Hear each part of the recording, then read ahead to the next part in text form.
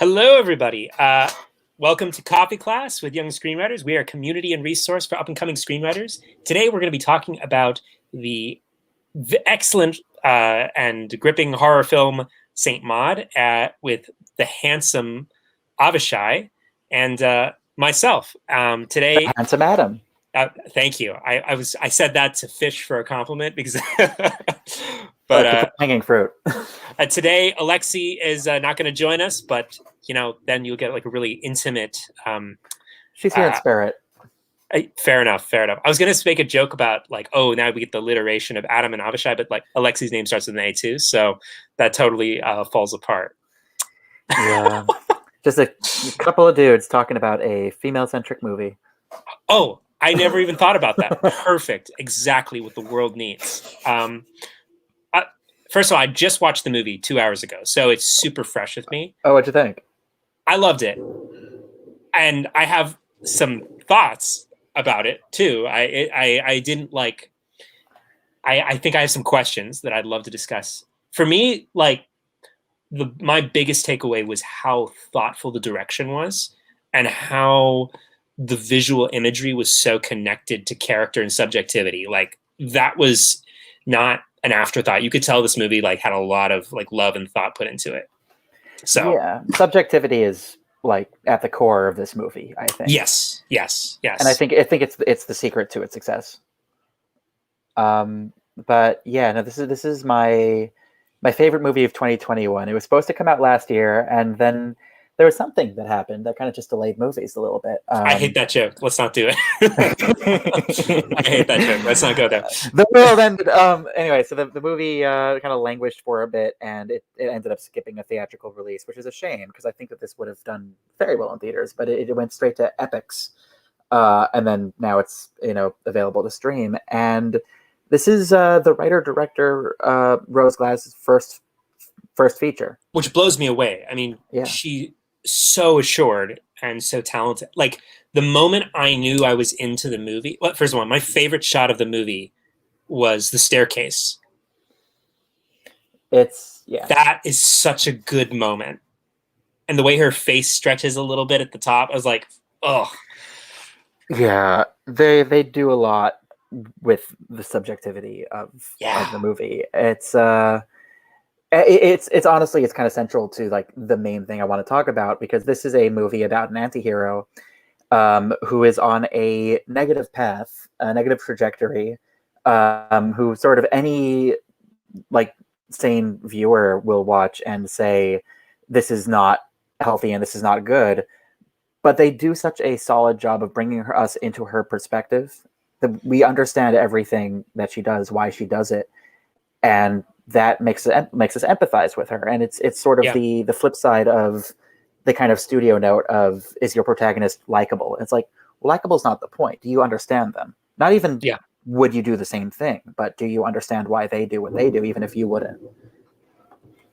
So on that note, Avi, do you want to just break down the movie real quickly? And then let's break it down. Let's do it. All right, so now it's just me. So here's the tent pole that I hastily threw together for Saint Maud after rewatching it. I wanted to pick a movie for this class that was a horror movie, because I adore horror movies. B, a well-regarded recent horror movie that critics all agree on. It's the kind of movie that a certain subset of critics like enough to say it's it's like, oh, it's not really a horror movie. That's how you know that it's a particularly successful one. But the main thing I wanted to hone in on is the thing that it does with its anti-hero protagonist, because I do think it's a bit of a magic trick that could go horribly wrong if done wrong. But it understands what her flaw is, what her need is, and why she's so unable to get that. And not only that, but she has what she would consider to be her flaw and need that are at odds with her actual flaw and need. So let's start. The protagonist of Saint Maud is Maud, formerly known as Katie. She is a palliative care nurse. Her flaw, I think the sort of the easy thing to jump to is her mental illness, but I don't think that's a flaw. I think that's it's an obstacle. It's something in the way of her achieving her her need, but it's more of an intrinsic thing about her. Her real flaw is that she's very lonely. Amanda puts this into words in the third act, but she's extremely lonely. She can't connect. She has a low view of herself. She's a failure. She's unemployable, and she just needs to believe that her life isn't meaningless. Her pain can't be a waste. So she's in deep denial. Her flaw is that denial, and her need is the opposite of that. She has to stop being in denial. She has to face her. She has to face the truth about existence. And figure out how to kind of move forward with the facts that she has, instead of kind of deciding that she's actually just a special case and that there's a different path for her than everybody else, because that will lead to her destruction. If you asked her what her flaw is and what her inner need is, she would say her flaw is her doubt and her inner need is to commit to her faith. That is what she believes. That is her moral compass, so to speak. And she operates based on that, while we view, the more intrinsic kind of exterior flaw and inner need. So the thematic question, I think, is, what is the value of faith in the face of nihilism, in the face of the abyss? When nothing matters, is faith a savior, or is it a destroyer? She doesn't have a mentor exactly, unless you asked her, in which case she would say her mentor is God. From our perspective, God is a false mentor, a voice in her head who guides her on a dark path, moving away from her need. That God is the only person that she listens to. So the normal world of the story, Maud used to be a non-religious nurse at a hospital, and after failing to save a patient in a way that really made her think that she killed the patient, she blames herself. She finds religion, and she occasionally hears God's voice and even feels God in the form of it's orgasms, essentially. And now she's no longer at that hospital, and she is a private carer in an English seaside town. The inciting incident is when she meets her patient, Amanda, who is a terminally ill dancer who is extremely bitter about her circumstances. She can no longer use her body the way that she wants to. She's not, in a good state of mind to address her own mortality. She sees the abyss differently than Maud sees the abyss. Maud looks for purpose, and Amanda essentially tosses purpose away. She drinks, she smokes, she pushes away her friends. She keeps some people around, but mostly people who can give her some form of pleasure. But she's not able to be emotionally intimate. And as Maud puts it, she is, quote unquote, lost. Maud decides that her purpose in life, God's purpose for her, is to save Amanda's soul, essentially, to care for her. And she decides to pursue her goal. That's the Act 1 break of, I am now going to save Amanda's soul. That's the objective. And her motivation is, if she can save Amanda's soul, then God has a plan for her and her life has meaning. So if she can do this, in her mind, she's going to essentially ascend. So Act 2, her antagonist is Amanda. Amanda is the person she has to convince. It's a bit like a rom-com in a way, where if you're pursuing somebody and they don't immediately just say like, okay, cool, and then the movie's done. Here, Amanda does not make it easy from Maud's perspective to save her soul. She's kind of cruel to her in a way. She pities her. She pretends to indulge in Maud's fantasies, only to sort of pull out the rug later. And she does this for understandable reasons. Maud's religiosity is extremely overbearing, and it's out of line for a private carer. And as Amanda says later, she doesn't want to think about mortality, and Maud, all she talks about is memento mori, essentially. Remember, you will die. So Amanda, she plays along, but she's rolling her eyes, and that's going to get in the way of saving Amanda's soul. So in this new world, Maud spends all her time with Amanda. She works out her body. She spends all her time. She gets close to her. She throws out her alcohol. She prays with her. Maud also practices self-harm in a self-flagellating kind of way. She does all of these masochistic things to her own body as a way to sort of strengthen her devotion to God. Anything that she can do to be a perfect servant. Friends and enemies. There aren't many. There are a few people who kind of come in and out of the story, but essentially there are two. There's Carol, who is a companion who Amanda pays for sex. It's really the closest person Amanda has. But Maud kind of gets the sense that Carol doesn't really care about Amanda and is wasting her time, and Maud sees her as an obstacle to saving her soul.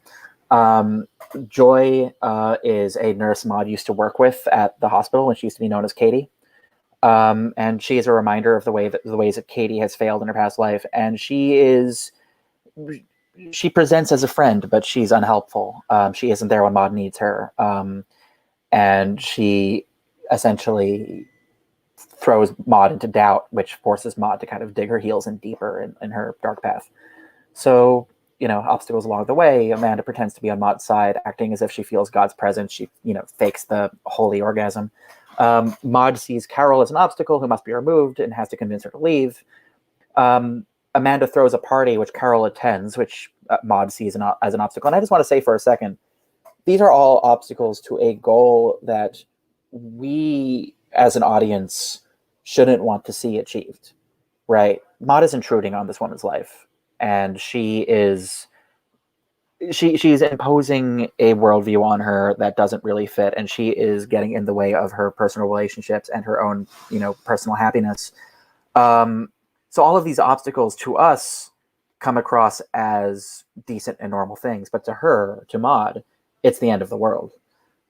So, like the idea of Carol joining the party is a massive obstacle to Maud.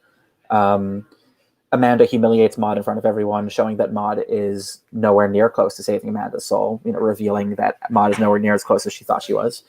And then the major thing, Maud punches Amanda, and Amanda fires her. So that's the midpoint. Maud is fired. She can no longer be employed. Her agency is not going to ever let her care for somebody again, because once you have that on your record.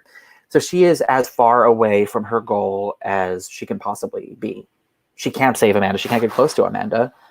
And she has a crisis of faith. She starts to wonder if maybe that's not her purpose.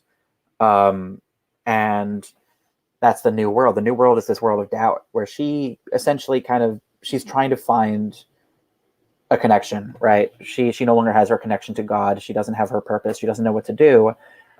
She goes to bars to find human connection, like she used to do before she was religious, but it doesn't really work out for her. She calls Joy. She needs a friend, but Joy doesn't have time for her. In some of the more upsetting portions of the story, men take advantage of her in this fragile state, and it doesn't help her. And she doesn't know what to do with her life. Her mission is gone, essentially, and God is gone. But then she feels God again, and her resolution is strengthened. She must save Amanda, even if Amanda is unreachable. As Maud says, to paraphrase, nothing important is ever easy. So she is going to save Amanda no matter what gets in her way. So now the new obstacles are, she's outside of Amanda's house. She's not on the inside anymore. She has to find a way to get close to her. She has to find out her current routine. She discovers that Amanda's current nurse has no interest in saving Amanda's soul, which upsets her. Amanda is dying. There isn't much time, so that's a ticking clock. We already knew that there wasn't that much time, but now we're reaching an endpoint. On the eve of Maud's ultimate test, Joy visits her, and finally offers to sort of be there for her. And this could potentially, derail Maud's mission. And again, from our perspective, we're like, intellectually, this is great. Joy should stop her. Joy should be there for her. But at this point, we're pretty much in Maud's shoes, and we're thinking, no, we need to save Amanda's soul. Get out of the way. And finally, Maud has to break into Amanda's home. And in the ultimate test, Maud, dressed in a bedsheet robe, tries to purify Amanda with holy water. And this is Act 3. It's the ultimate. There's no turning back from this point. And the all is lost moment. And all of this happens really fast and all really compact. Amanda reveals that she never felt God in the first place.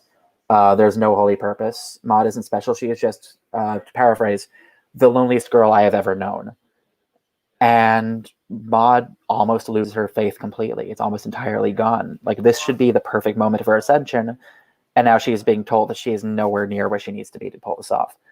But in the All or Nothing, she has a vision that Amanda is actually the devil trying to test her. All or Nothing, she has to defeat the devil. That is where she is at.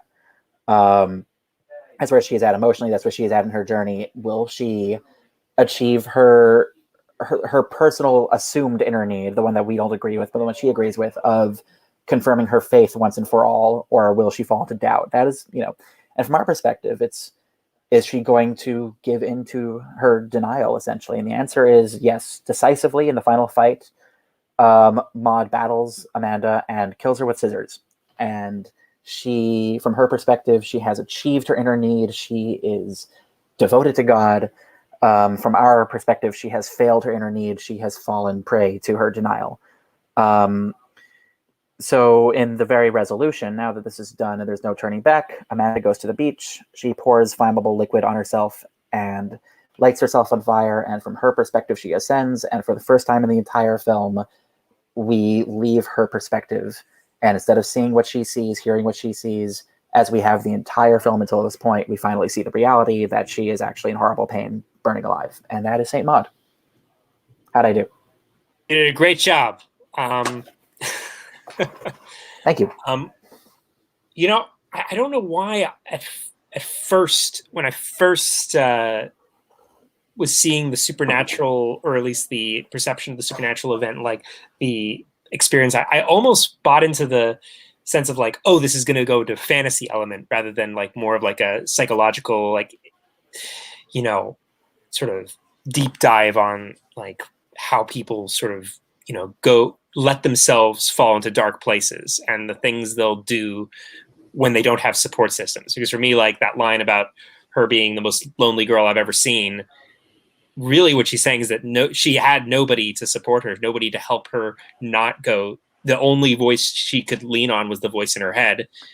That's really sad. It is. And it's something you notice when you're trying to put together a tentpole sheet like this of like friends and enemies. She has no friends. There's really nobody there. And also, from a genre point of view, I feel like the closest comps to a movie like this are supernatural movies like Hereditary, where there is a proven supernatural entity. And I think that this uses our expectations against us because we are willing to believe what we're seeing, what she is seeing, and we're entirely in her point of view. We see these things. We're willing to give her a little bit of rope because, in a horror movie, she could be right. Yeah. It's very sad. So one thing I thought was interesting, I was on the one interview I read right before this, is that they originally were going to make Amanda a much older character. And she was going to be British. And they I think the choice to make her younger and more, I think, like sort of sexually active was very interesting. And I think it changed their relationship because there was like a little bit of sexual tension between them. Almost. Yeah. It does a lot for Amanda, I think, because she is somebody who is losing the use of her body, and her body is her instrument, right? Yeah. And so she was on top of the world, and now she has essentially nothing. It really puts her over the abyss.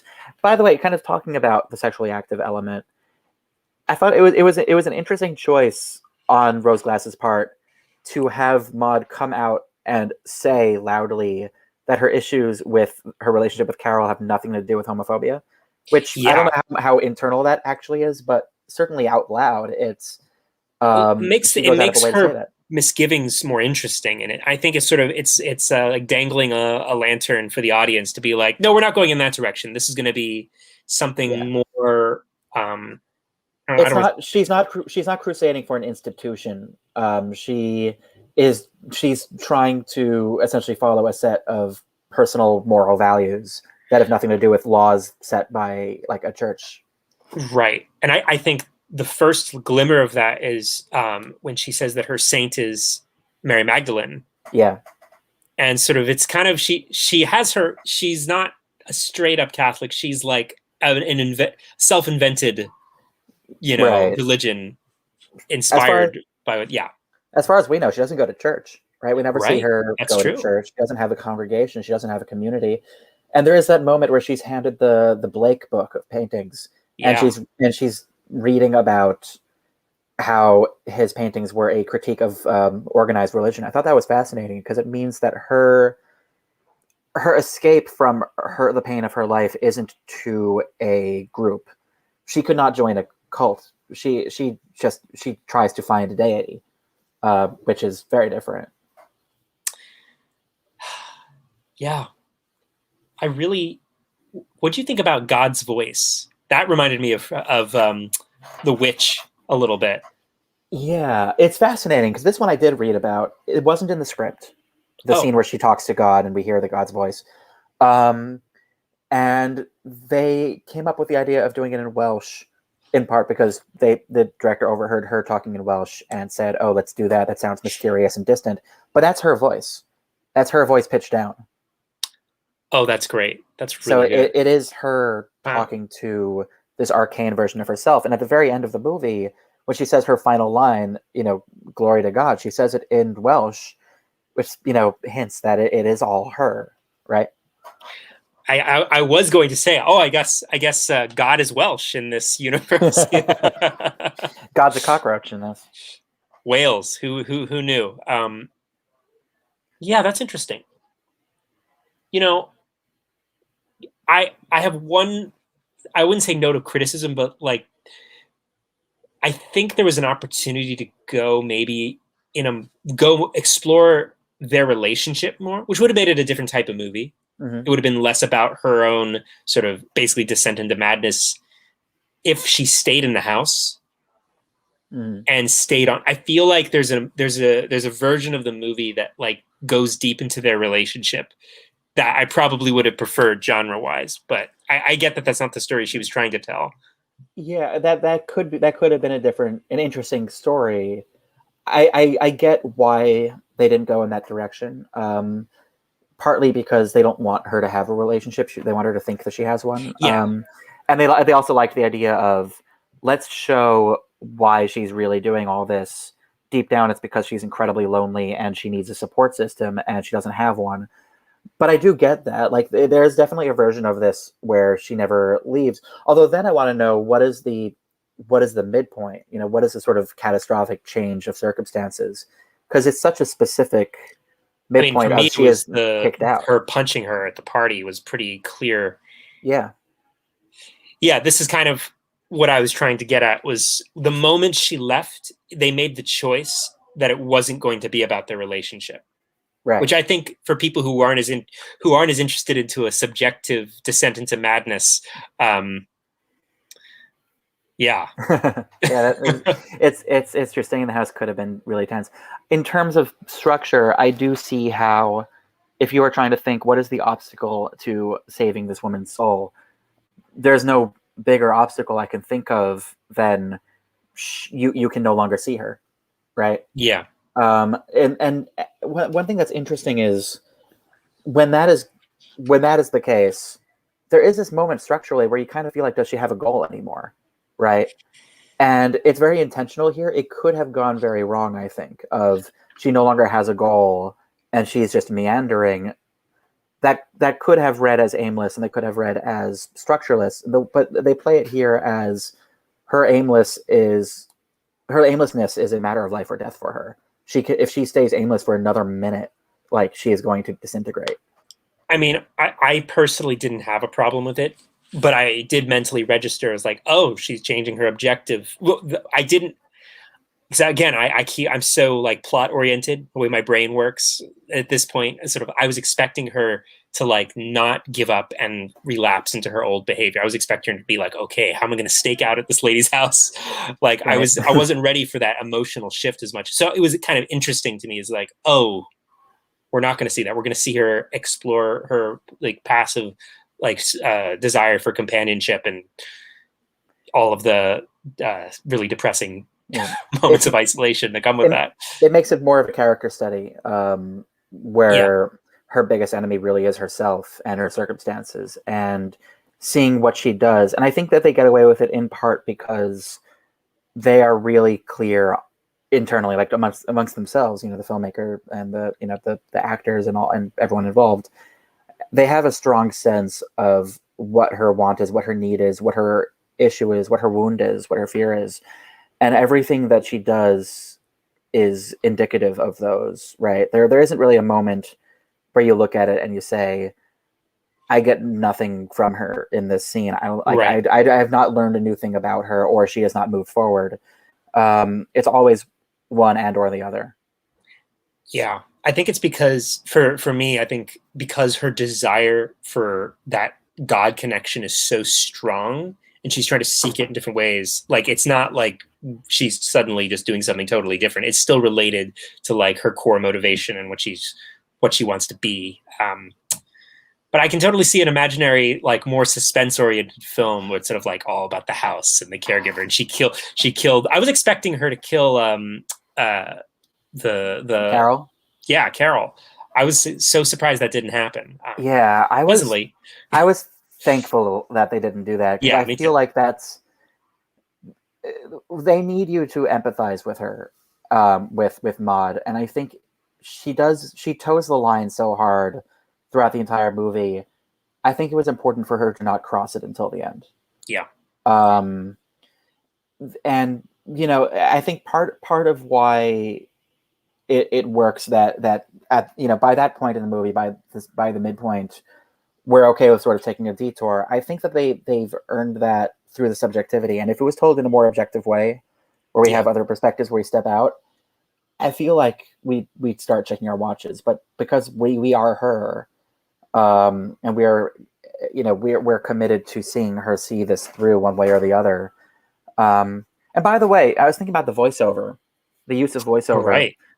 and it's such a magic trick, because we get to know her inner thoughts, but also she's not talking to us, right? She's talking to God in every single one of those. And so it still feels like we're eavesdropping on dialogue, essentially, instead of sort of being let in the room. She isn't talking to us. Right. I mean, and they're also not direct thoughts. They're her saying a prayer to herself, possibly at another moment. Like, I didn't necessarily feel like there was a one-to-one connection between what we were seeing and what we were hearing.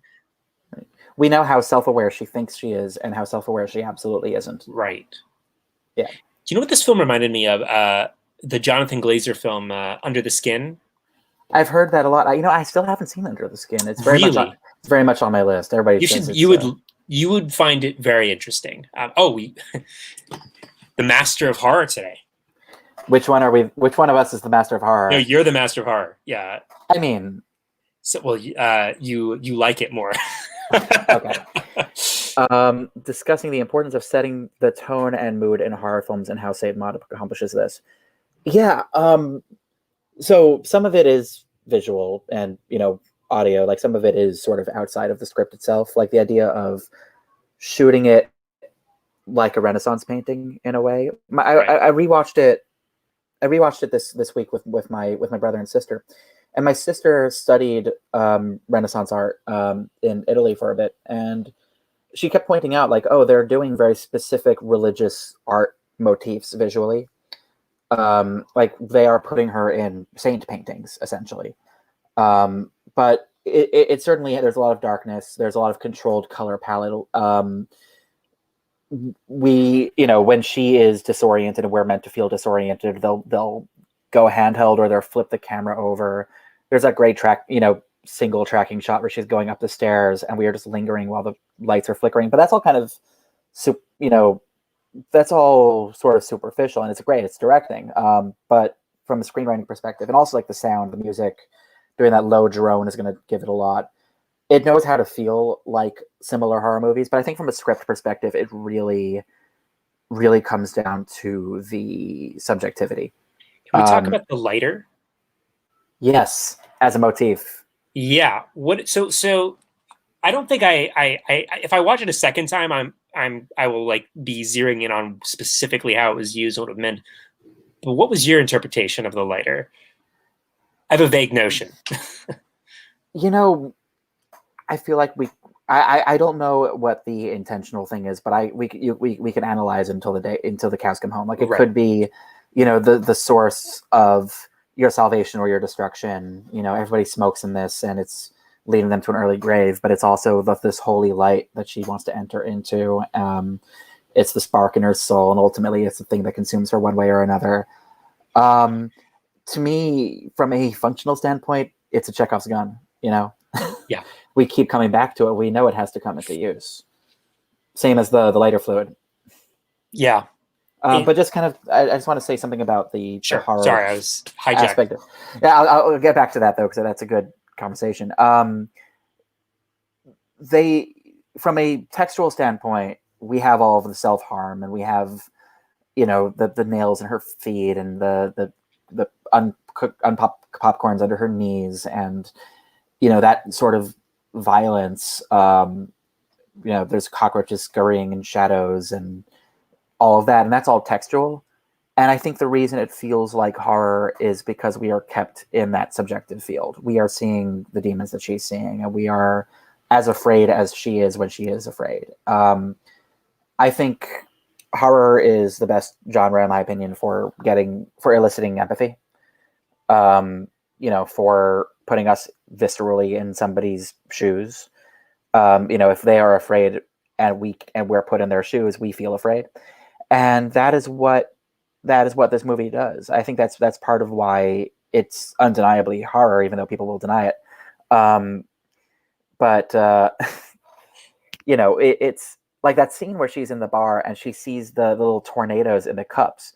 You could shoot that in a very non-horror way, but to her, that's terrifying. To her, that is God is coming down on her with a hammer and is giving her a threat, right? And then we start seeing that her perspective is disoriented. We are now close and shaky, right? We are looking at it from an unsteady perspective, and it's all connected to how she sees the world. Anyway. No, that's great. I mean, the storm in the cup, and then seeing the storm, there are a lot of there's a lot of connective visual tissue. That sounds grosser than I meant it. There are a lot of there's a lot of images and callbacks that connect a lot of sinews. The one thing that kind of shocked me from the interview was that the filmmaker's intention was to be funny with the film. She believes the movie's kind of funny in some ways, and that is something that I did not in any way. For example, the hand job scene, she thought she was trying to make that hilarious. For me, it was really soul crushingly depressing, and it's interesting. Some people's idea. It's a very specific feeling of humor that I feel like a lot of like-minded horror directors have. Every time Ari Aster talks about Hereditary or Midsommar, he's like, in my view, it was a comedy. And they do have their darkly funny moments, but there's something about, we are going to take this to the absolute extreme limit of a thing, and we're going to do it po-faced. That makes it funny to the filmmaker, and to the rest of us, we're just like, okay. Right. Yeah. We're on the empathy track where it's sort of we're going, oh God, Yeah, it's horror and comedy are really similar though, because they both get a visceral reaction, and they both have a release of tension, and there is something to be said for, you ratchet up the tension to an uncomfortable degree, and then you break it with something, even if it's a terrible thing. I can imagine you just have to laugh, even if it's horrible. That's horror is catharsis to a degree. So that's what it is. Yeah. By the way, there's a shot later in the movie when she sees the hole in the sky where she has heterochromia. She has two different color eyes. She was supposed to the whole time. It's just people couldn't tell. Yeah, people couldn't tell, but it becomes apparent in a very specific scene. And I looked up why this was, because that's not her actual eye color. And they put in a brown contact, right? Yeah, and apparently her the intent, Rose Glass's intention was there is a Catholic concept, and if there are any Catholics in the comment section, tell me if I'm wrong. But there's a Catholic concept of heterochromia. It could either mean you're a witch, or it means you could see heaven. Apparently can go either way, and she can kind of go either way. That's I interesting. I was watching this with my sister, and she kept saying, "Oh, she's possessed by the Jesus." You know, like it is a very sort of exorcisty. She is possessed, but is she possessed by a demon? Is she possessed by God? Ultimately, she's possessed by herself. But Right. it does have that sort of unevenness. Yeah, the director, usually when people ask questions like, "Oh, what did you mean by this?" They're like, "Well, it's ambiguous." What I liked about her, she straight up said, "No, this is what it meant." She said from the moment where Amanda told her, this is at least the writer director's intention, not saying that that's how art should be used, but she said from the moment Amanda told Maud that she was faking and that it was not real, and she starts to cry and has that moment. That's the last moment where we have reality until the last shot. Yeah, I think there's definitely something to be said for that. And by the way, interesting conversation to have. I think as a writer, you have to have intention. You have to know what you're doing and why. It is your choice as to whether or not you're going to tell anybody.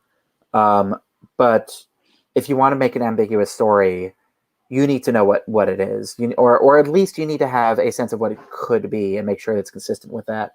Or you end up with something like Bandersnatch, right?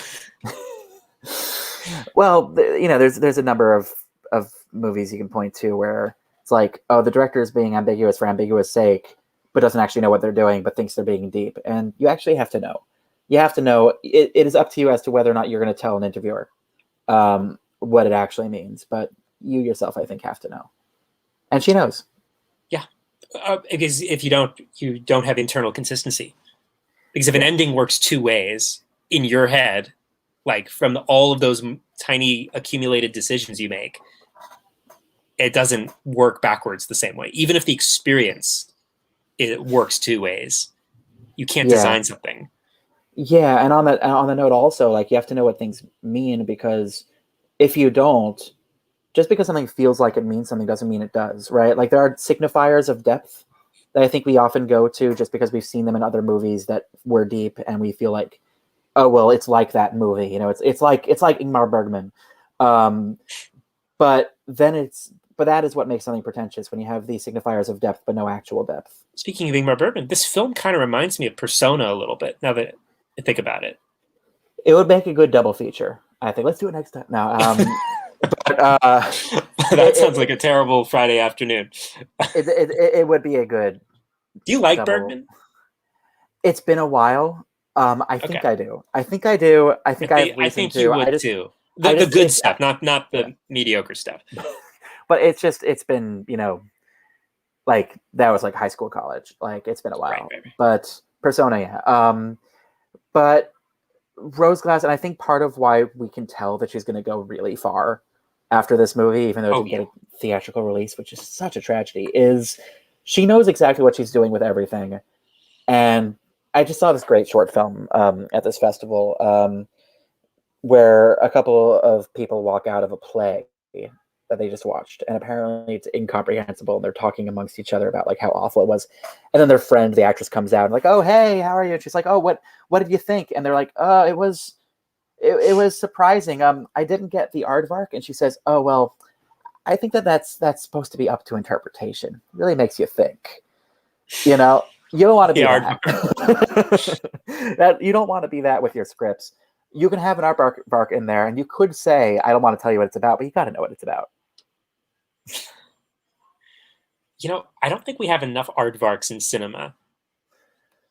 Bring in the aardvarks. No, I don't know.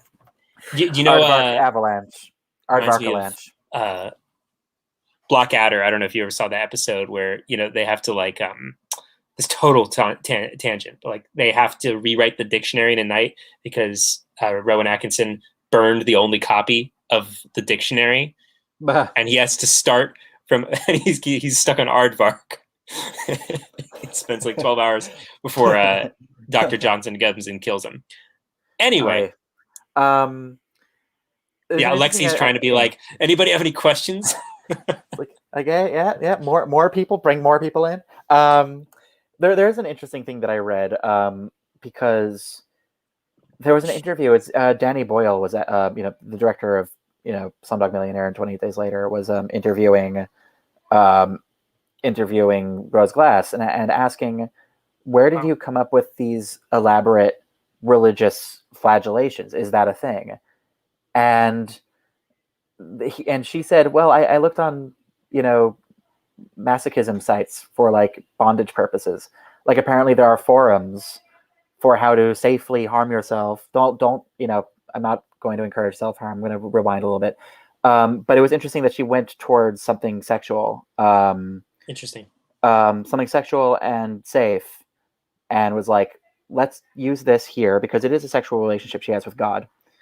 That as we see over and over and over again.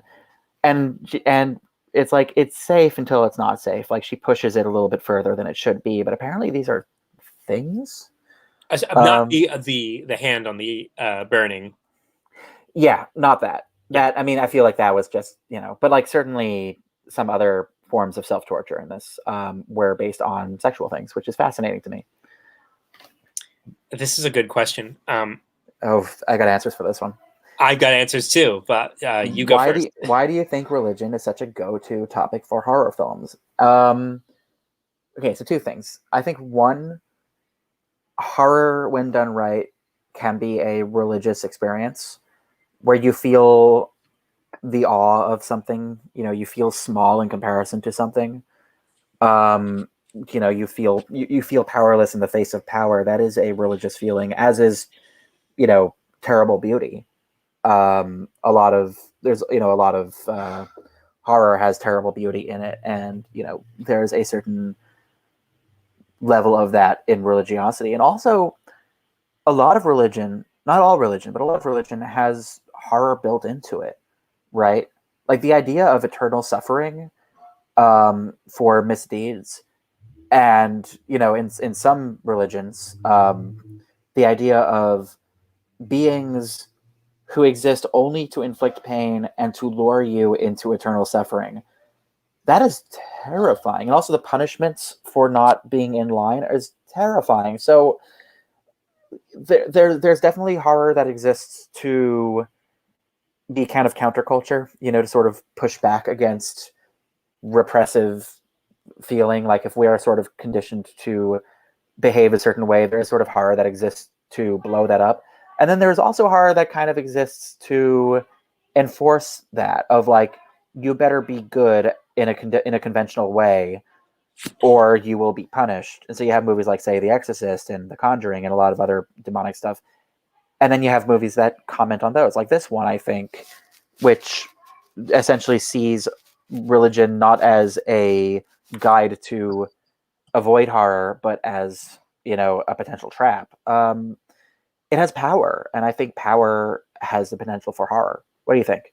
Yeah, totally, completely agree. And I think the other strong emotional intersection with horror and religion is the religion is like kind of like humanity's natural answer to like the biggest questions and the unknown, like these really uncomfortable parts of existence, like what happens when we die, why do we live, what is our purpose, and there's the unknown is terrifying, I think, to a lot of people.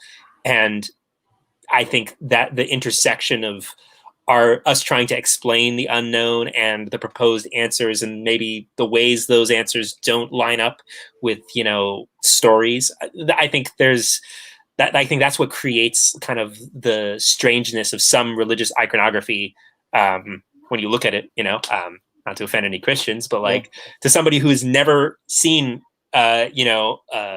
communion in a whole Catholic church. It's technically could be interpreted as like a blood sacrifice, right? Like, no, we're actually eating the bread. That's kind of a strange thing, and those little rituals are, very easy to make strange by emphasizing something, by sort of going to like the extreme of like, wow, how is this going to how do we take this answer for the unknown or the unknowable and push it to a place that makes people feel uncomfortable? The logo of Christianity is a torture device, right? Right, that's true. Christ on the cross. It's an execution device, and Christ on the cross, he has holes in his hands and feet. He is bleeding out, and he is suffocating. And that's just sort of built into it. I'm not making a commentary on that. The movie certainly is, because the movie is making a commentary on the value of suffering, right?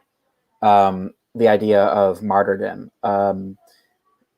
There's so much potential for horror in the idea that suffering could be important. That if you don't suffer right, you will pay for it in the long run. Like, that is fascinating. Yeah, it is. What other questions you got? I think the logo I think the cross is pretty expansive in Protestant religions too. Although Sure. it's not the person suffering on the cross as much. Right. Yeah. Yeah. I mean, like, again, I don't know too much about Christianity, so I don't want to super overstep. But like, certainly, I was answering a comment.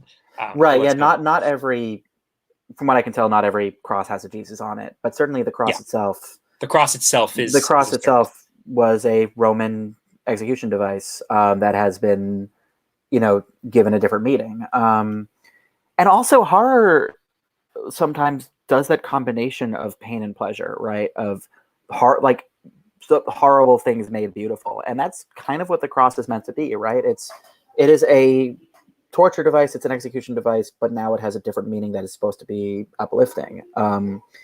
Like it is. I won't say it is horror, but it is fertile ground for horror. For sure. Yeah. So let's answer this question. Dilla, if I was writing this movie, I would have toned down maybe some of what I would have done is I would have kept it all in the house, made it all about the relationship, and made it like that's for me, that's where my impulse is. I don't think I would have done as good of a job doing this type of thing, so like that's the only real difference I would have gone. It's not my subject. Yeah, can I'm sorry, there's something happening in the next room. Can I step out for 30 Of course seconds? I can talk 30 seconds. I will be right. No, come back. Oh, my face got so much bigger. Yeah, I would have made it more, I would have focused more on the relationship and like kind of the social tension and like the question of for me, what's really interesting as somebody who loves talking about religion and debating, those big questions, I like the idea of like, okay, why do you find this answer and why is she not convinced by that experience? What I missed? No, I was just talking about the hypothetical version that Adam would have written of this social situation. But I don't know if you have an answer for this, but we could talk about the other questions too. I don't know if I have an answer, because there's definitely the movie that I would have made. It would have been a different movie, in part because my own life experiences, my own experiences with religion and mental illness are very different. Right. I don't know if it necessarily would have been a better movie, because I do think I do think that this movie is a genius movie. It's really good. I am also of the opinion that no movie is perfect, right? No movie can be perfect, because even if you somehow have a platonic ideal in your head that is absolutely like the best story ever told, and you somehow manage to overcome all obstacles and all other viewpoints and all the ravages of reality, and you manage to translate that onto screen perfectly, it will not be for everyone, and it won't be for all time. So the ceiling can always be higher. So I love this movie, and there are also things I think could be improved about it. Like, one thing that I noticed while writing the tentpole, and it's sort of endemic to the fact that it's a super short movie, there aren't really a ton of obstacles. No. There isn't really a ton in her path, and it's sort of played like, there's essentially one big stumbling block to her getting what she needs, which is that Amanda doesn't want it. And there are moments that sort of become endemic of this, but there isn't really much more than that. And they kind of play it like keeping the obstacles light because we don't want her to succeed. And so her getting close to succeeding is horror. Right. But I think if it were me, I would have suggested, I wonder if there are more obstacles that could be considered. To answer the oh my God. Sorry, I have to read this up. This is water. It is water, and it is very interesting water. It is called Liquid Death, and it is the best branded water I've ever seen in my life. It's literally just spring water.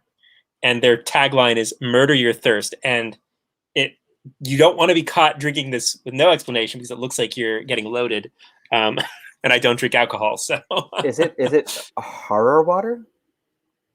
No, it's just water. It's just water with great branding, and I was like, I have to buy this. I'm sorry. Is that more upsetting? That's definitely a way to sell water. Murder your thirst is the best marketing line for water I've ever seen. Like, you ever see like parodies of when certain like hygiene items are like rebranded for men, and it's like super soap, like military style, like this kind of feels like that, where it's like it's water for men. It is not sparkling water. It is flat it's just mountain spring water. Yeah. It's great. Fascinating. I'm sorry, guys. I've become corrupted, and I'm turned into a water elitist.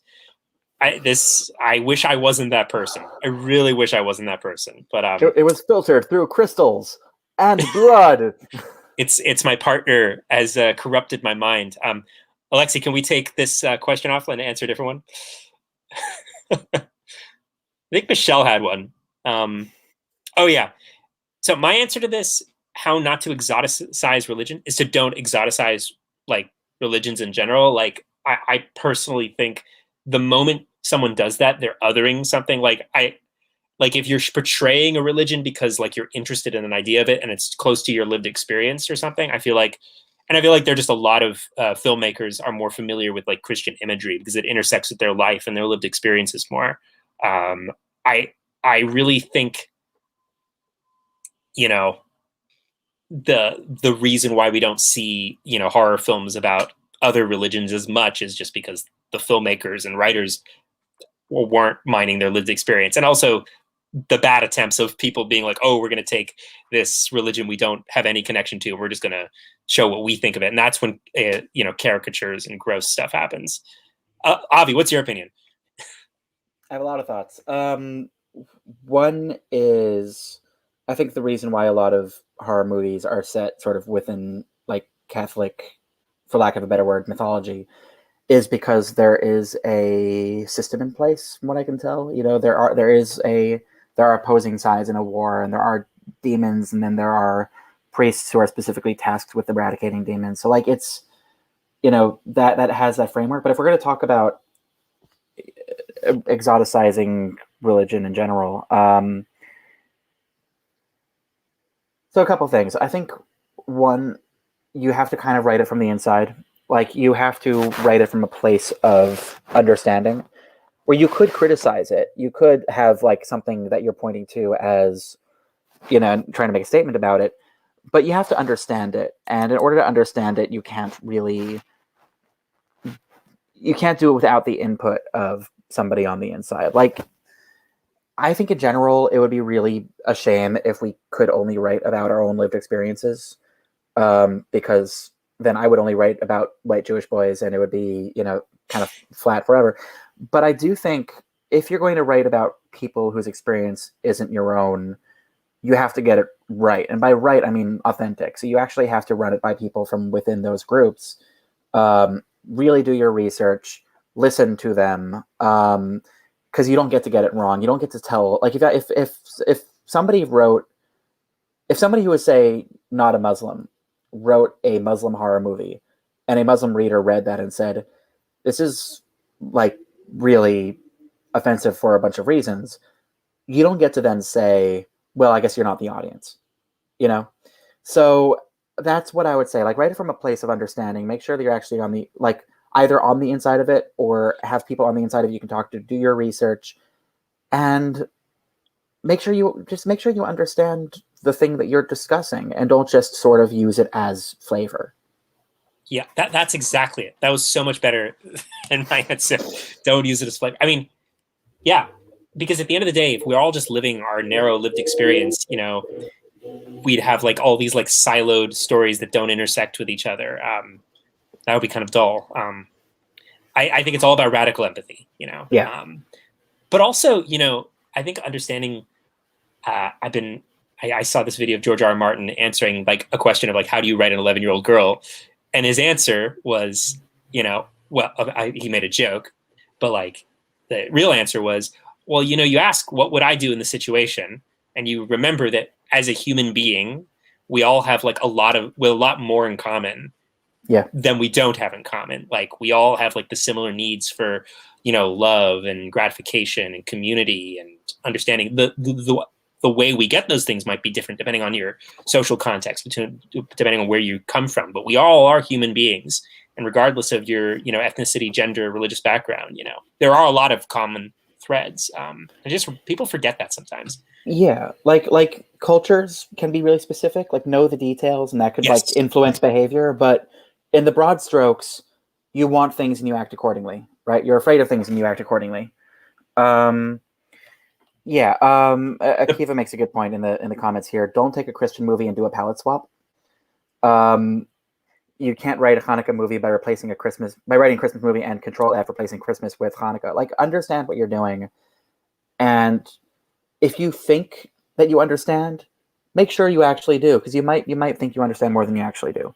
I was many years ago. I was on the set of something as an extra. One of the other extras said he was going to make a comedy short film where it's like the mafia, but instead of like the mafia, it was going to be set in like a synagogue, and it was going to be like funny, and it was going to be like, there's like the boy with the collection plate, and he's like shaking people down, and I'm like,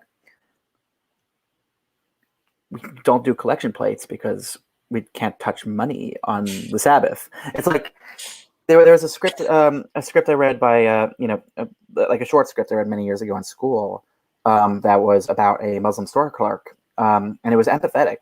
But there was a described Muhammad painting on the wall. That's not a thing. Know what you're talking about. Do your research. And by the way, if you get it wrong at first glance and you show, and like, don't be worried that if you show it to somebody who understands these things that they'll be upset about it, because you're going to get things wrong. You're going to get things wrong, and if they give you notes, don't take it personally. Just listen to the notes.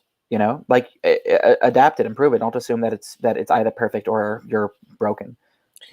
This is why I think sensitivity readers are really important, and you yourself should have sensitivity, but like really check things, ask people's opinions. Like, what if you're doing something and it's a little bit like outside of your experience, get the details right. At the end of the day, it's like details are details, and even if they're like as fundamental, like, oh, this situation wouldn't happen, or as more minor as being like, oh, this painting wouldn't be here, it matters. Yeah, certainly as a Jew watching Jewish depictions in movies, the uncanny valley is definitely a thing.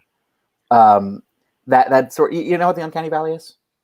Yeah, it's where you look at something and it's similar, but it's like there's those small differences, like makes it sort of uncomfortable to look at. It's like when it comes to depictions of humans, like something that does not look like a human at all, we'll accept, and then the closer it gets to a human, we'll accept it more, and then there's a moment where it's almost perfect, but not quite, and we are incredibly freaked out by it. So if it's almost there, but there's something off about it, that will throw people off, and it's something to really keep an eye out for. What is the correct way to get informed about a certain group, cult, or even specific group for a screenplay? I would say, and tell me what you think of this, Adam. Talk to people who are in that group. Treat them like people. Approach them as friends. Get to know them as human beings. Read interviews. Read books. Do as much research as you can. And then once you have a draft, run it by people who know it better than you. If there are people in that group, or if they're, and if there are experts, make sure, because you're going to do the research and then you still won't get it right the first time. And that's fine, because we're learning, but don't assume you've hit a ceiling on how good you've gotten. Because again, you can't be perfect. Perfection doesn't exist. There's no ceiling. You can always be better.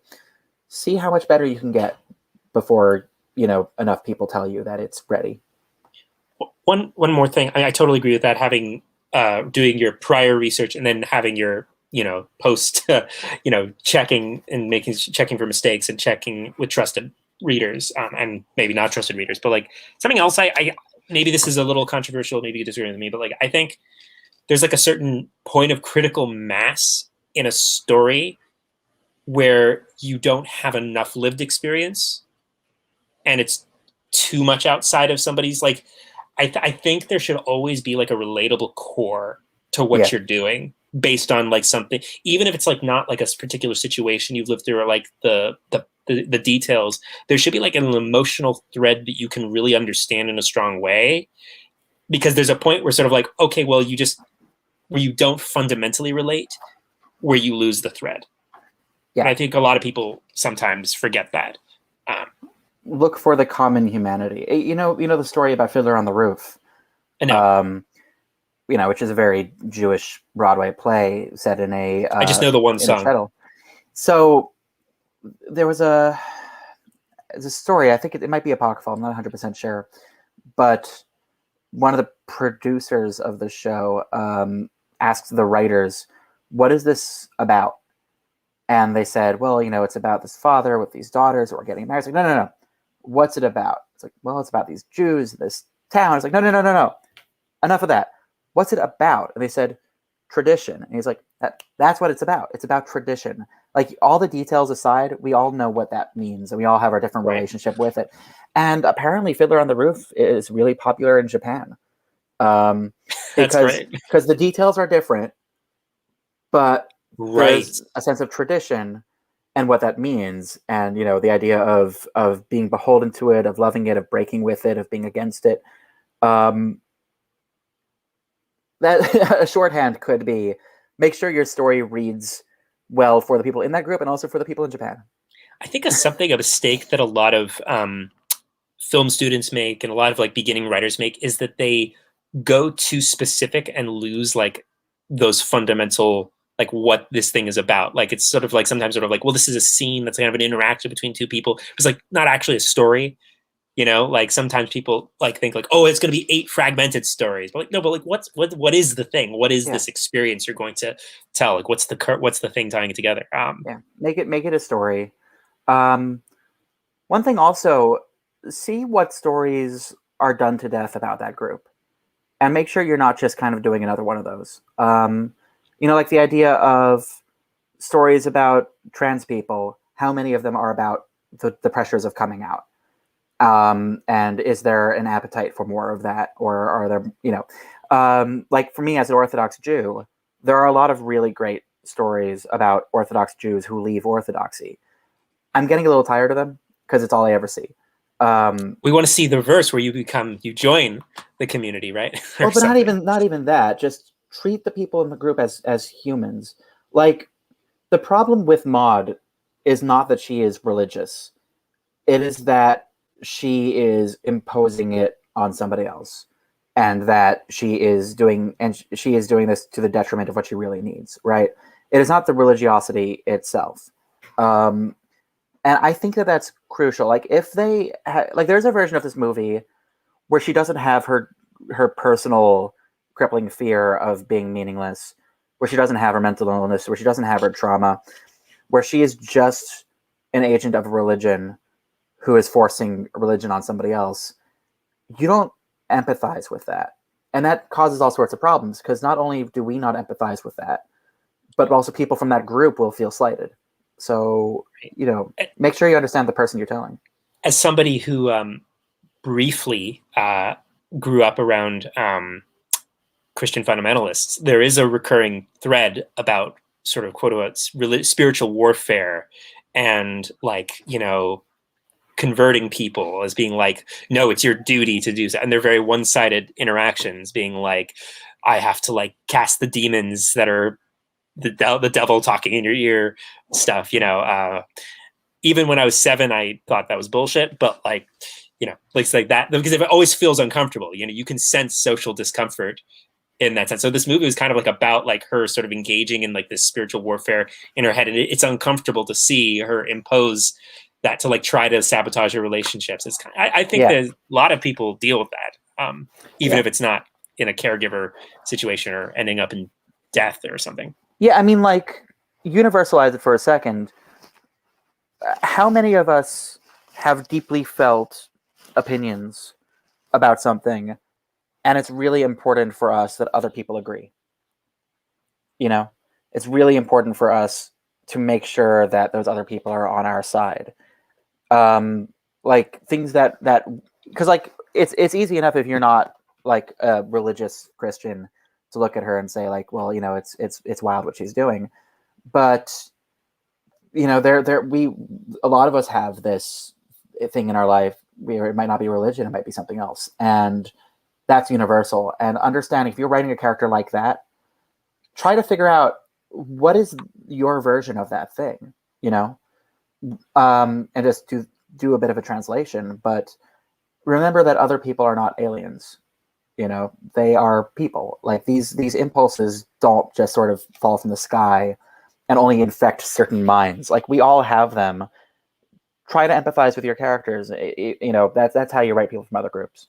Right. And I think there's a related problem, I think, with just beginning writing in general, which is sort of that the characters don't feel like, none of the characters feel like people, or they're just dolls. They sort of like job and this problem, and they say words, you know, rather than like sort of really thinking about like, oh no, but what would they do? Who are they? What's their problems? Like, it's kind of like taking that deep lunge. And I think whether or not you're making it sort of like somebody who isn't a caricature or is authentically, you know, not authentically, but like is believably acting out certain actions and making them just a living, breathing character in general who's interesting to listen to. I think it's a similar sort of thing.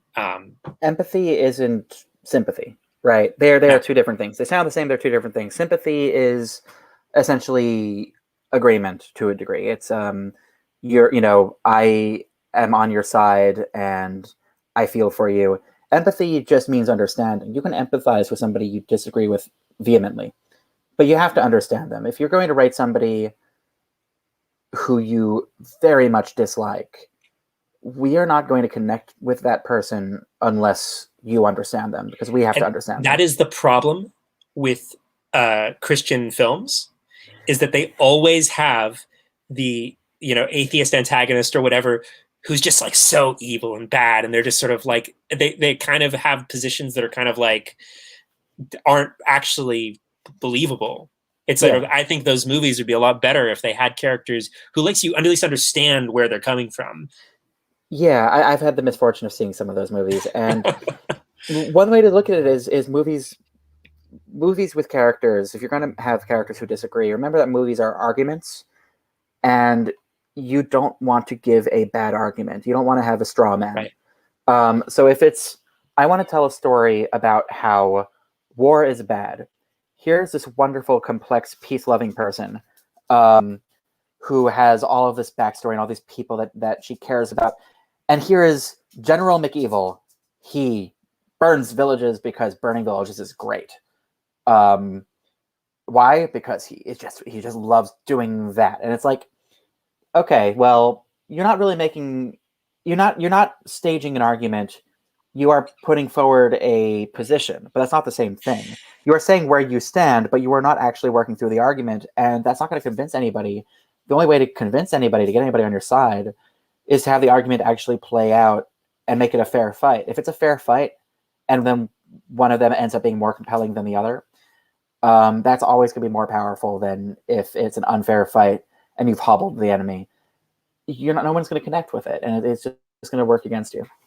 I completely agree. And, you know, I do think that some people, when they get off the rails with trying to like make like gray moral situations that are kind of aren't really even about characters who believe things that are fleshed out, but are just like, oh, it's morally gray, they misunderstand why the situation you just said works. It's because people believe things. It's not just like, and that they have actual, you know, believable frameworks for thinking. Like, and I think all protagonists, the way I like to teach flaw and interneed, like the problem the protagonist has and the thing they learn, it's sort of like not just like an attribute that's passive, but like actually like a belief about the world that's false. Like that's because if they have a belief about the world that's false, at least you have to establish that belief in a way that makes sense to them. Yeah, they have to have been logically convinced of it to a degree. It can't just be, I agree that burning polar bears is great. Why? I just do. Then like when they change over the course of the story, it's like, yeah, well, duh, you're going to change. Of course you're going to change. And what do I get out of this? What if, like, if somebody comes up to me and tells me, here's why Burning Bears is actually great and lists it out, I won't have ammunition to say, well, not necessarily. Right. I'll just be like, oh, you make a good point. I don't have a counter argument to this. That's what makes Lady Eboshi in Princess Mononoke such a great antagonist. Is sort of like, she's like, yeah, I'm going to kill the god of the forest and I'm burning this forest, but I'm doing it to save my community and help these women in a world where nobody wants to help them. You're like, wow, I really understand why she's doing it, but I also don't want her to kill the god of the forest. Like, that's a great situation. You understand her. It's human. It all comes down to, you're writing humans, even if it's in a fantasy world and they're actually like robots or aliens or whatever. Ultimately, they're going to be humans, because those are the stories that we connect with as viewers, or the reason why we enjoy stories. It's because we are watching humans, learn things and change their behaviors or their beliefs based on new evidence, and we pick up on that, and it leaves an impression on us. So it's always going to come down to that. And one thing that Saint Maud does really well here is... Thanks for bringing it back. We are seeing the glory of God, essentially. When she does the right thing, she is rewarded. There's that wonderful moment where she is literally lifted off the air with fireworks in the background. And it's like, how do you argue with that? Like, there is a greater power than you that is saying, it is so important. I need to make such an impression on you to believe that. Of course she would believe it, and if it was just objective, if we never saw what she saw, we would never really be convinced of it. She wouldn't be an anti-hero, she would be a villain. And I think that's an important distinction. So Avi, question from the comments. Do you think The Exorcist holds up? I do think The Exorcist holds up. It doesn't work quite as well on me as I think it maybe should, just because, I don't have a Catholic upbringing, so like those elements don't have inherent meaning, and also just because it's so in the zeitgeist. But I think it works in large part because, if you remember, like in The Exorcist, it takes a very long time for her to need an exorcist. For most of the story, it's a slow build. They're exhausting every option to deal with it, every scientific option, until finally they're left with a last-ditch effort. And the priest who they bring in, he has his own doubts that he's trying to fight. And so his soul is at stake as well. And I think that's why it works. It's not just, there's an evil problem and there's a good solution. And don't you want to see the good guys win against the beings who are born to be evil? It's like, of course the being was born to be evil, but I want to see this priest figure out what his alignment is. I want to see him come to grips with his own life issues. That, and also it's just really, from a craft perspective, just really well done. Yeah, the acting in that movie I remember was terrifying. Little girl was so... Yeah. I will say, without spoiling it for those who haven't seen it, the ending of that movie remains a point of contention, and apparently there's a lot of disagreement between the writer of the film and the director of the film as to whether or not it works. Oh, interesting. Where was the writer on this side of the argument? He, I think, was on the side that it was a victory for the priest, and I think that the director disagrees, and it comes down to a theological difference. Gotcha. But it's interesting because that's a movie that was based on a book written by a diehard Christian who had a specific agenda. Really, right. He wanted to make people afraid of the devil, and he wrote the screenplay also. And the director was an atheist Jew who just wanted to scare people. See, and that's that's the tension point that made it work, right? Like, if they didn't have that perspective guiding it. There's an alchemy to it, but certainly the director wasn't deriding, and he did have an expert on his side. He was using it to get at something else, but he was writing about he was directing about something that was not his own lived experience. That's an interesting tension point when you have sometimes the outside perspective is what helps create that alchemy of, goodiness, I'll call it. Yeah. I mean, there's also something to be said for when it comes to demonology, you always have a little bit of rope to play with, because no matter how much is codified in a religion, you could always kind of elaborate on it. Right.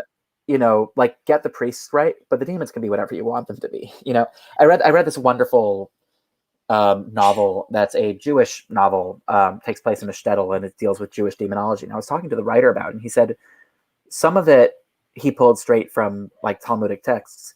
Some he stole from other places, and then came up with his own interpretations that he felt were in line with them, but weren't necessarily the actual text. Like there's a demon in it named Dantalion, which he stole from other cultures and just decided he exists in this world too. But he decided he's like the demon of like knowledge. What if he is a library, just a living library of books? Like that kind of a thing. He has the rope to play with because it's within the tone of what he should be. But I've never met a demon. Have you met a demon? I don't know what I don't know how to well represent a demon. So it's like in this movie, like how do you represent God? God is a cockroach who speaks Welsh. Oh my God! Wait, was it the cockroach? Yeah, well, she sees the cockroach in the beginning, and then she sees. Oh, I didn't get that. And then she sees the cockroach on the ceiling. Climb off the ceiling, go under that table, and the wall ripples. Right. That's so much. That's so good. Yeah, it's wow. What a great. I mean, what a great movie! Wow. I adore this movie, and I had been waiting for it for a year. I don't think I will watch it for a long time. I almost wish I watched it in theaters, to be totally honest. Like, this is the type of film that, like, I know I would have liked even more if I had that experience. Like, yeah. It's probably a good theater watch. It's a good rewatch once you know where it's going, knowing what it wants instead of kind of feeling like maybe you understand what it wants. You understand her better, I think. Just because you see the full track. Because from the beginning where she's sometimes you watch a movie like that again and you realize it doesn't really track, and you only felt like it tracked because it was surprising you, but this one tracks. Speaking of demons and priests and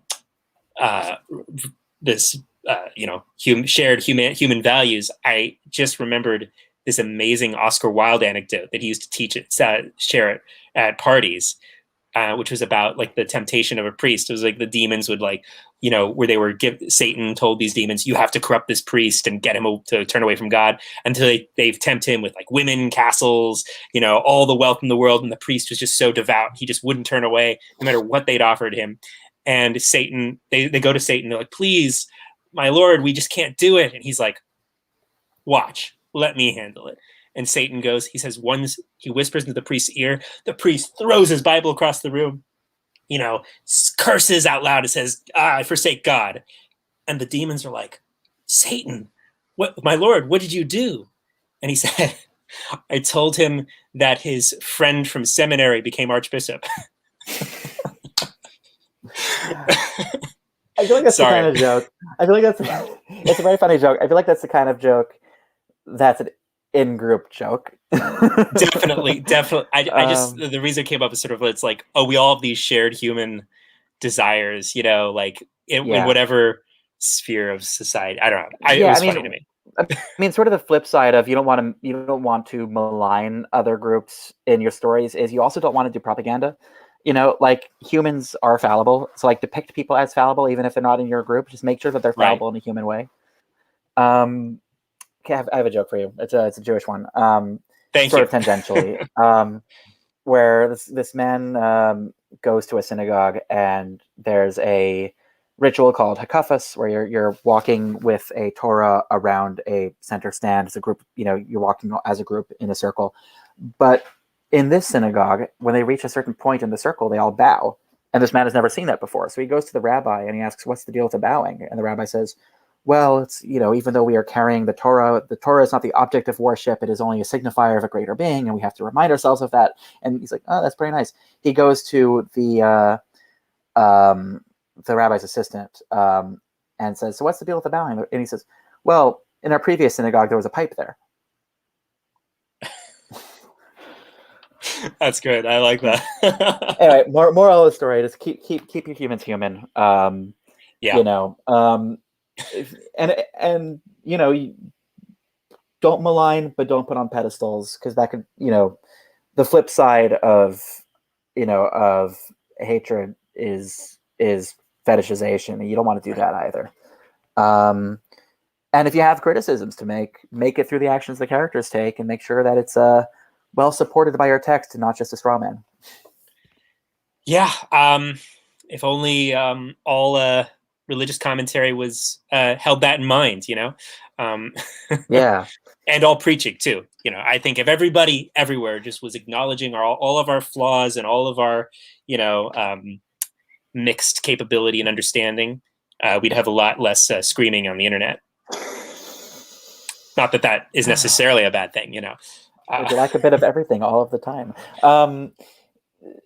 Just thinking about, you know, as a kid, we hear all sorts of like religious stories about like great rabbis, and they always bored me to tears because the rabbi was always some miracle worker who did a great thing. Right. And they, you know, this is why your characters need flaws. Because without a flaw, you're actually making them harder to relate to. You're making them inhuman. And looking at an anti-hero like Maud, the reason that I think we empathize with her as an anti-hero is because, in addition to the obvious flaw and inner need that she has, which she is going in the wrong direction of, she has her own perceived flaw and inner need, and she succeeds at it. She overcomes that perceived flaw. You know, she is, in our story, she's an anti-hero. In her story, she is a hero. And I think that is a useful thing to remember also, just when you're empathizing with characters that you're writing about who aren't necessarily good or aren't necessarily heroic. It's that they don't know that. They think that they are noble, you know, and if they think that they're terrible, you know, which you'll have characters with like low self-esteem, you know, see what you're saying with that. Like if they think that they're terrible and then they just, you know, they're just the worst and that's it. I don't know how helpful that is, unless the point that you're trying to make is, well, they're not as terrible as they think that they are, and it's a shame that they didn't realize it, you know? Right. I'm rewatching Game of Thrones right now, so it's on my mind and I'm talking about it all the time. But like, you know, one of the things that he did in the books, which is the first book followed the Stark family, and you like love them and you hate the Lannisters. They're the worst people. The point of view characters of book 2 are the Lannisters.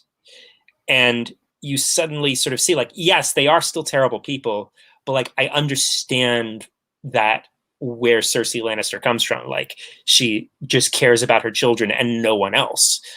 And that's her rock, you know, like, and if for her, sort of, if your son is king, you kill his enemies brutally, you know, like to protect him, you know?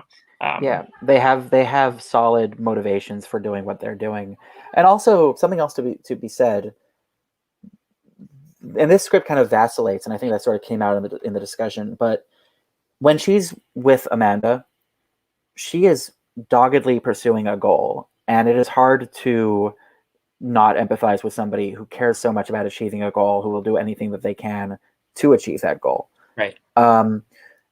And once she has that shaken and she loses that chance before she comes back, it sort of switches modes to sort of making us empathize with her as a victim, right? Where she is no longer pursuing the goal, but we have another reason to care about her, which is she is in a bad state and she needs help, and she's not getting that help. And then that's the section that switches from empathy to sympathy. Right. And then it switches back from sympathy to empathy, which I think is a fascinating thing that I don't see very much of. That's because it's so tricky. I think also because structurally to achieve that effect, you have to like play the game a little bit. The fact that her objective is in doubt, and like you put her in a situation where she kind of becomes like she relapses at the time she does, and I think that's a very hard thing to pull off. And I think it was specific to the subject and the situation. Why it works. It kind of refills our tank to a degree.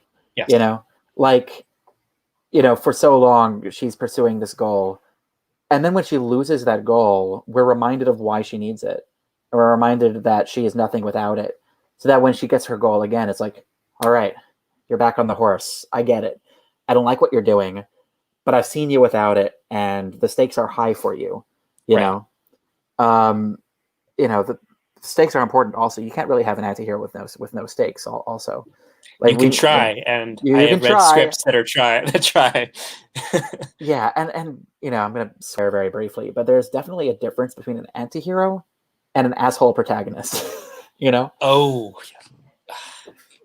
yeah. There's But do you know what's worse than an asshole protagonist? The perfect protagonist, who bad things happen to them, and they're just so wonderful. Yeah, it's like that's okay. It's not necessarily worse, but it's not fun either.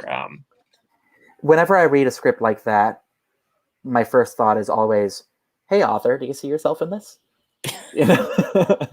Yeah, if it's like a 1-to-1 proxy for the author. I mean, some books are like that. Like there's some genres like YA fantasy, for example, is a lot about the self-insert for the reader, and a lot is about the wish fulfillment. And sometimes you have plots that are like, yeah, the protagonist's a little passive, aren't they? It's because, which guy do I choose? Which, power should I, wow everybody with? It's not like so much about like, anything else. Yeah. And, you can mitigate that with a high number of obstacles and like really like have them push back, because we admire somebody who puts in the work. But if you don't have that, you get Tommy Wiseau in the room of, I am wonderful, but everyone betrayed me, and it's and that's just sort of embarrassing. And then on the flip side, you have the asshole protagonist, which is, I saw Taxi Driver once, and I think the best thing in the world is to have a character who is just a jerk, but we like that because it's realistic. It's like, but we have to care, we don't have to like them, but we have to care. We have to understand why. I watched it once, like 5 years ago. I remember enjoying it. Taxi Driver's great, and enough writers take away the wrong message from it, which is just like the Joker. Like there's a message that I think some people take away from that, which is the way to tell a story that people take seriously is to have a protagonist who is a bad person. And that in itself is not enough. Like you need some, like if you're going to do a protagonist who is a bad person, we need to still empathize. We need to get inside their head. We need to see why they're doing what they're doing. And there needs to be obstacles to what they're doing. Because what you're doing is you are making us question, why am I so invested in such a terrible person? And then that leads to interesting discussions. What you don't want is, why am I watching this guy? Why are you putting me through this? Why, like, what are you trying to say here? And part of why it works particularly well here is because she has the potential to change, and she does change, but for the worse. But like, there's no point of like, she can't possibly change, Yeah. And that's crucial, I think. Like an anti-hero has the potential to change and fails Chooses to change, not changes or changes for the worse. Isn't somebody who is just kind of cool from start to finish, doesn't need any adjustment. And the best example I always think of when I'm teaching how to make a good anti-hero is Michael Corleone. Like, he's a war hero. He says to his fiance, "That's my family, not me," and then look where he ends up. Like the transformation, I still think transformation is more interesting than stasis or delayed. Transformation is way more interesting. Yeah. It's why we watch stories. It's because stories are, an incident plus time, right? There was a movie I watched recently, which was very technically proficient. It was an indie, and it had a cool climax. But for the first 2/3 of it, if you were to scrub through it and just drop a pin at a random place, the characters would not be in a different place than they were at any other point in that first 2/3.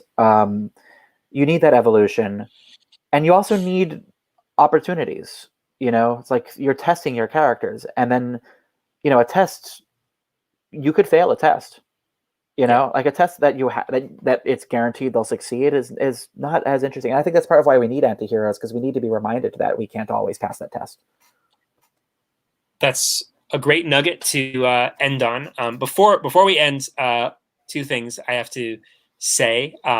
One, next week, we're going to be taking a look at the pilot for What We Do in the Shadows, which is one of my favorite new sitcoms.